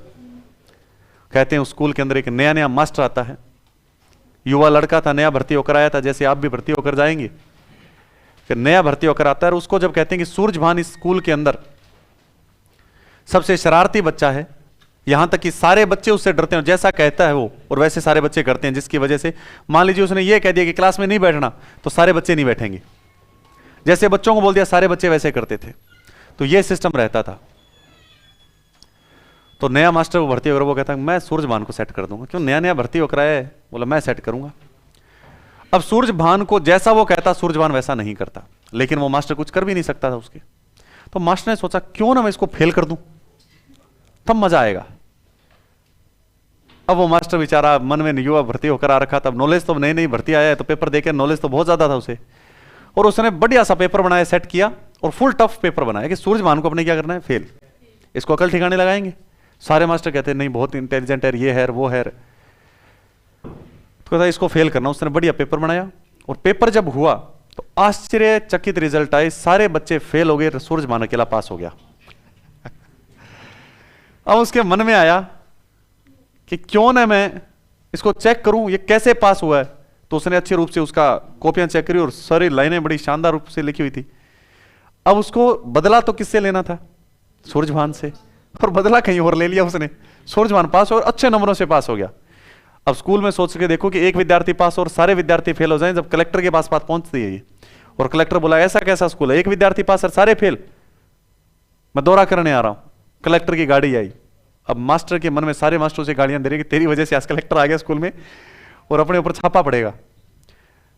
तो जब ये बात हुई तो कलेक्टर को अच्छा नहीं लगा, कहता ये कैसा मास्टर, ये कोई मास्टर थोड़ी होता है ऐसे। वैसे कलेक्टर ने डांटा, और जैसे ही कलेक्टर ने डांटा तो और बच्चों के साथ व्यवहार उस मास्टर का बहुत अच्छा था, सिर्फ सूरजभान के प्रति उसका नेगेटिव बिहेवियर था।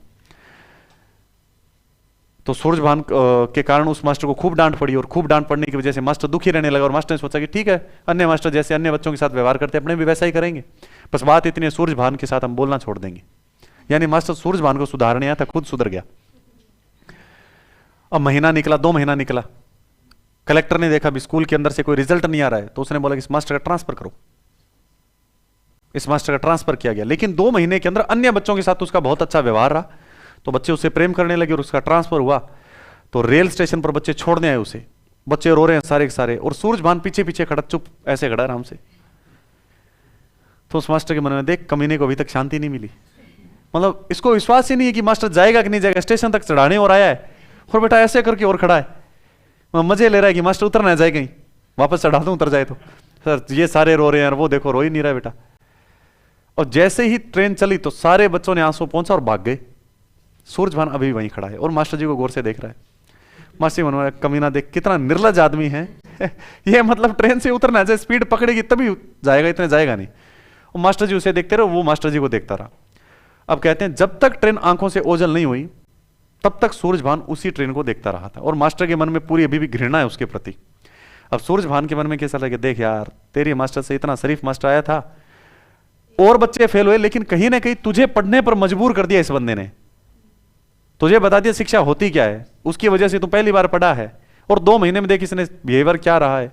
तेरी वजह से मास्टर का ट्रांसफर हो गया। सूरजभान के मन में पश्चाताप हो रहा है, वो दुखी हो रहा है। अब मास्टर जी वहां से निकले तो मास्टर जी के बड़े अच्छे दिन आए, और मास्टर को देख सूरजभान तेरे ऊपर कलंक था, वहां से निकलते तेरा प्रमोशन और तू बन गया कॉलेज लेक्चरर। कितनी बढ़िया बात है, कॉलेज प्रोफेसर बन चुका है यार।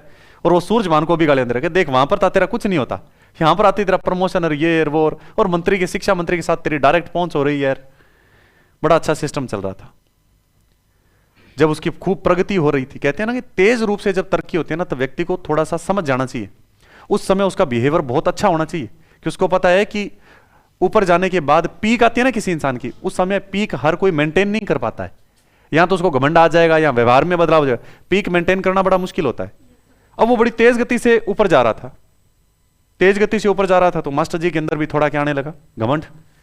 और शिक्षा मंत्री ने स्पेशल मास्टर जी बुलाया कि आपके क्या प्रोफेसर पढ़ाते हो यार, तुम्हारा पूरे राज्य में चर्चा है। तो एक काम के लिए मैं आपको एक कमेटी के अंदर हेड बना रहा हूं। क्या काम है कि तुम विदेशों के अंदर अध्ययन करके आओगे कि दूसरे देशों के अंदर शिक्षा प्रणाली कैसी है, ताकि हम अपने राज्य में उसे लागू करें और अपने राज्य के अंदर शिक्षा का स्तर सुधारें।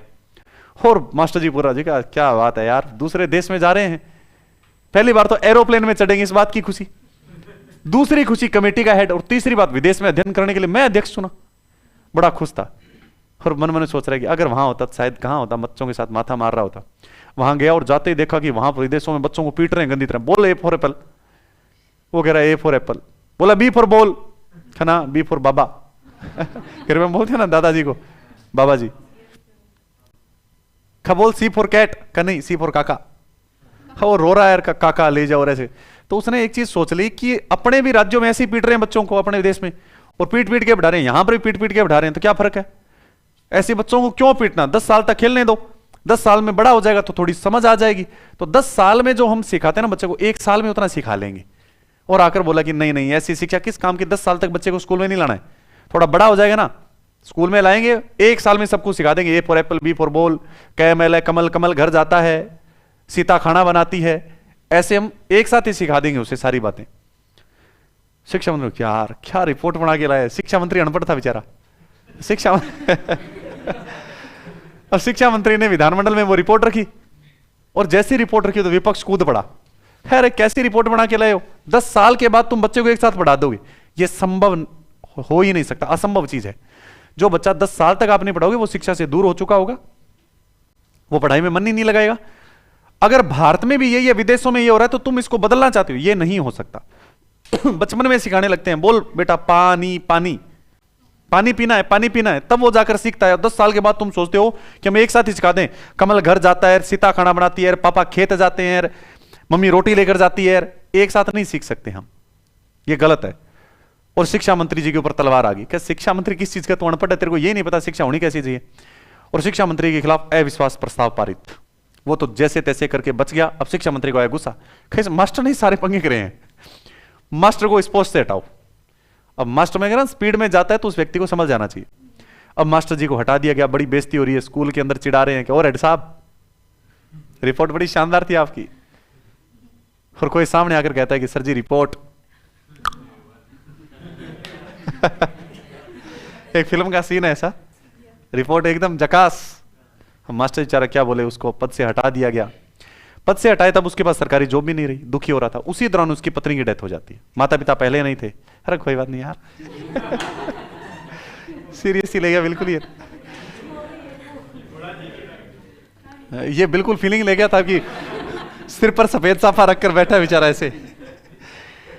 तो अब उस दौरान उसकी पत्नी की भी डेथ हो गई, बड़ा दुखी होकर बोला कि अब बेइज्जती भी हो रही है, इज्जत भी चलेगी। तो वो बोला कि नहीं, मैं दूर दराज गांव में जाकर रहूंगा जहां मुझे कोई नहीं जानता। अब वो दूर दराज क्षेत्र में जाकर रहने लगा। कई साल निकले तो गांव वालों को यह पता चला कि ये बंदा इंटेलिजेंट है। अब उसके पास ज्ञान की कमी नहीं थी, वो बात अलग था कि समय विपरीत आ गया एकदम। तो गांव वालों को पता चला बहुत ज्यादा इंटेलिजेंट है, इस बंदे के पास ज्ञान बहुत है। तो गांव वाले सारे आए, वो बाहर गांव के बाहर एक झोंपड़ी सी में रहता था, पीपल के पेड़ के नीचे बैठा रहता। तो गांव वाले बोले कि देखो जी, हम आपको जानते तो नहीं है, 10 साल से रह रहे हो, आपका बिहेवियर बहुत अच्छा है, तुम्हारे बच्चों को पढ़ा दो। तो मेरे को पढ़ाना ही नहीं आता, मैं नहीं पढ़ाऊंगा, पढ़ाई से मुझे नफरत है, ना बच्चों को पढ़ाना पड़ेगा। बार बार मिन्नतें करने के ऊपर बच्चों को उसने पढ़ाना शुरू किया। लगभग 15 से 20 साल गुजर चुके थे। अब अब एक दिन एक गाड़ी आकर रुकी, अम्बेस्टर गाड़ी, लाल बत्ती उस पर, और कोट पैंट पहने हुए एक लड़का कद काठी में लंबा बाहर उतरता है, आकर गुरुजी के पैरों हाथ लगकर बोलता है राम राम गुरुजी। गुरुजी बोले आप कौन? क्या पहचाना नहीं? करने क्या मैं सूरजभान। अब मास्टर जी सारी बातें पुरानी भूल गए। तू कहा क्या करता है तू? मैंने तुझे बोला तू निठल्ला रहेगा, कलेक्टर हूं क्या मैं? तू कलेक्टर बन गया? कहा। अब मास्टर जी खुश हो रहे, बोलेगे पहले ये बता तू कलेक्टर बना तो बना कैसे? अब उसे सारे दुख भूल गया, क्योंकि उसके प्रति उसके मन में क्या घृणा। तू बना तो बना कैसे ये बता? गुरुजी आपके कारण। मेरे कारण? और छोड़ तू, पहले बना कैसे ये बता मेरे को। तो गुरुजी आप जब चले गए थे ना तब मुझे बड़ा दुख हुआ था। तेरे को और दुख? फिर भी चलो अच्छा लग रहा है मुझे, बता आगे कैसे बना कलेक्टर। गुरुजी आप चले गए थे तो मेरी वो कक्षा पास हो गई थी, बाकी बच्चे तो आपने फेल कर ही दिए थे। लेकिन उसके तुरंत बाद अगला जो नया सेशन आया तो मेरे मामा जी अपने बेटे का अध्ययन करवाने के लिए उस स्कूल में दाखिला देने आए थे, मेरे मामा के लड़के का।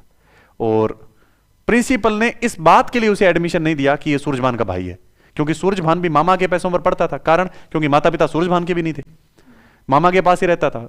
तो मामा का बेटा का एडमिशन होने आया तो मामा वाले बेटे को प्रिंसिपल ने एडमिशन नहीं दिया कि नहीं सूरजभान का भाई है, हॉस्टल में भी नहीं रखेंगे, स्कूल में नहीं रखेंगे। तो मामा ने पड़ोस वाले स्कूल में उसका एडमिशन कराया, उसे हॉस्टल में छोड़ा बाहर किसी रूम पर। वहां पर वो खाना खाता नहीं था, बीमार हो गया। तो मैंने स्कूली शिक्षा पूरी करने के बाद जब कॉलेज में दाखिला लिया तो मैंने क्या किया, उस रूम में उसके साथ जाकर रहने लगा। और दोनों भाइयों ने लगातार 4-5 साल साथ रहे। तो हमारा प्रेम बहुत अच्छा हो गया दोनों भाइयों में, और बहुत ज्यादा साथ में रहते, खाना साथ में खाते, उसको सूरजभान खाना बनाकर खिलाता। अब सूरजभान उसको ये बोलता था कि देख मेरी वजह से तेरा एडमिशन नहीं हुआ स्कूल में, बहुत शानदार स्कूल है ये, मेरी वजह से तेरा ये कारण हो गया, तो मेरा जैसा नहीं बनना है, तुझे बनना है कलेक्टर। मेरे भाई को जाने कि ये कलेक्टर आया, इसका भाई सूरजभान है, ये सूरजभान का भाई है, तेरे नाम से मुझे जाने, ऐसा बनना है। और उसके मन में लगातार मन में सूरजभान ने ये बात भर दी। और लगातार जब ये बात भर दी गई, ऑनलाइन चल रहा है ना ये, फिर ठीक है ऑनलाइन वाले सुनने चाहिए।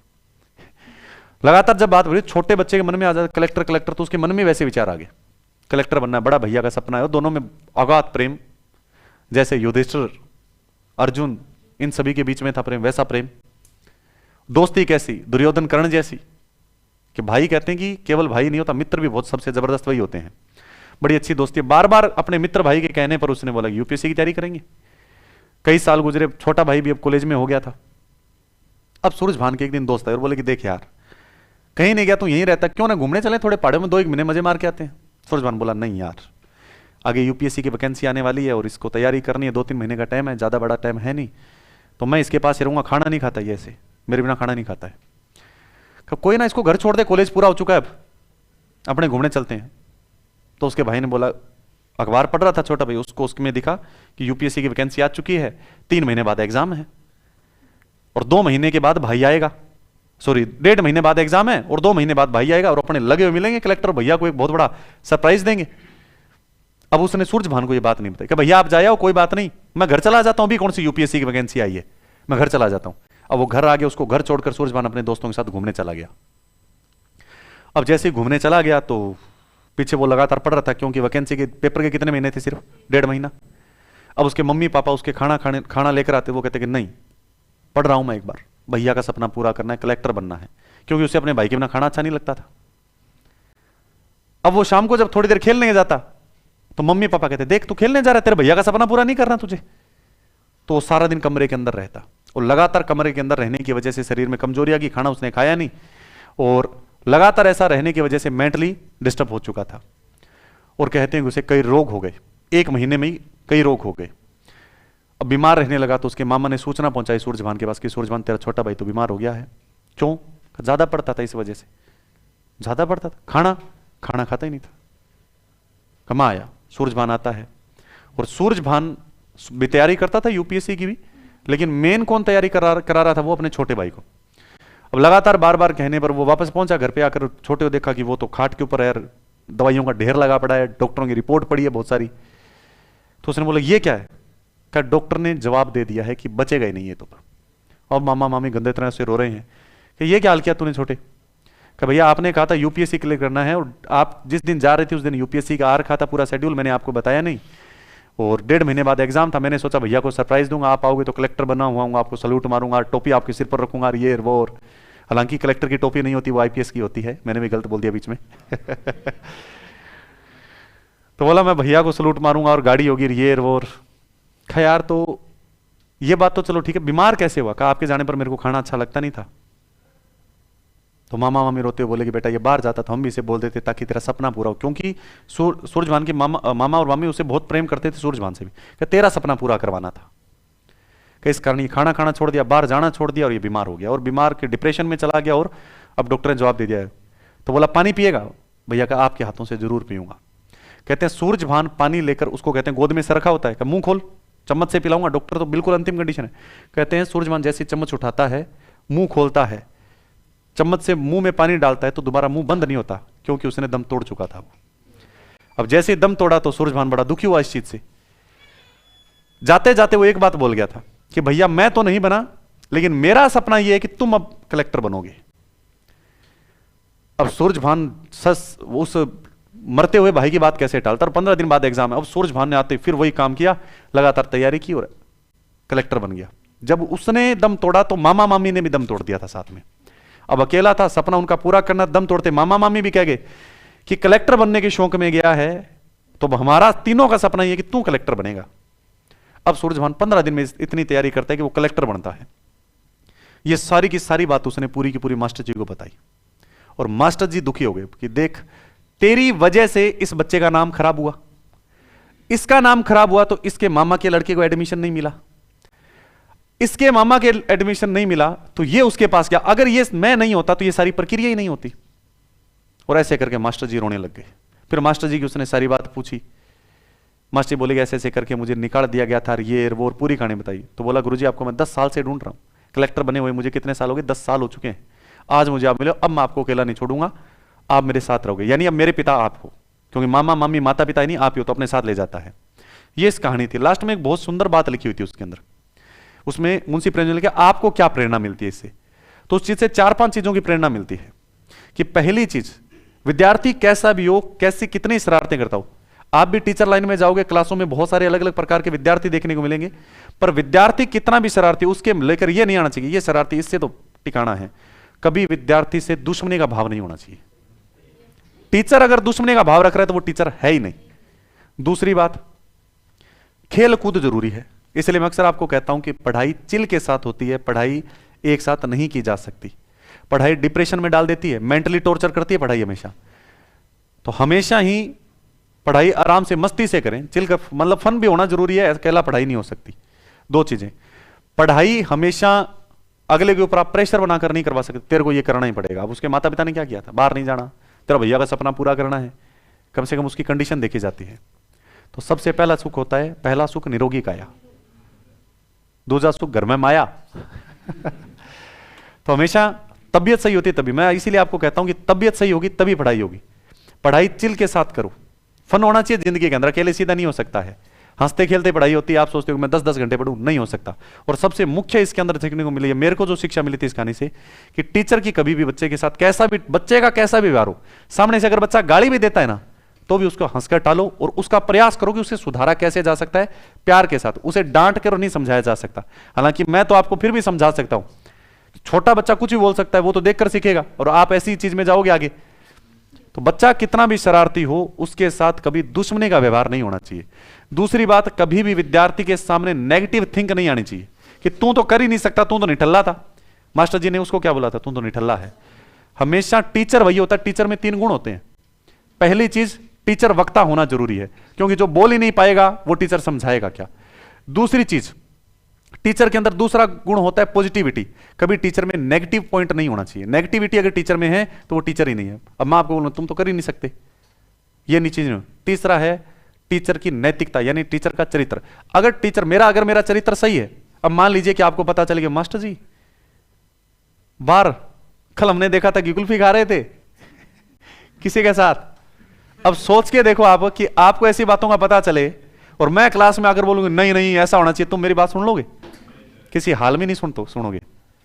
मान लीजिए मैं बाहर खड़ा हूं और छल्ले बना रहा हूं धुएंगे, और मैं बाहर अंदर आकर बोलूं कि स्मोकिंग जीवन के लिए हानिकारक है, आपको यार गजब आदमी है ये। सबसे बड़ी चीज है खुद का चरित्र। टीचर के अंदर 3 ही गुण होते हैं। कभी देख लेना कि अगर पुलिस वाले का बेटा बाहर खड़ा है ना ठेके के पास, तो गांव वाले कभी नहीं बोलते मास्टर का बेटा होगा, तू मास्टर का बेटा खड़ा है, तू ऐसा करता है। शिक्षक का पद अपने आप में एक बहुत बड़ा पद है, बहुत बड़ा पद होता है। तो टीचर के अंदर 3 गुण होने चाहिए। अब आप अपने ऊपर लागू करके देख लो कि आपके अंदर कौन से गुण हैं। नेगेटिविटी, हालांकि मेरे को पता है चरित्र और ये 2 चीजें अपने अंदर है। सबसे बड़ा पॉइंट होता है अपनी इस उम्र में नेगेटिविटी होती है अपने मन में। तो जब भी इस पद पर आओ तो पॉजिटिविटी वाली चीज रखनी है आपको। तो ये कहानी थी। हाँ लाओ यार बंद कर दो। हाँ ठीक है, अभी ऑनलाइन वालों आज अपना सिलेबस हो गया कंप्लीट। क्लास तो चल रही है ना अभी तक? कहने सर आज हमारी आंखों में आंसू आ गया। अच्छा क्या बात है। अभी तो आज अपना सिलेबस कंप्लीट है। अब इस क्लास को समाप्त करते हैं। ओके।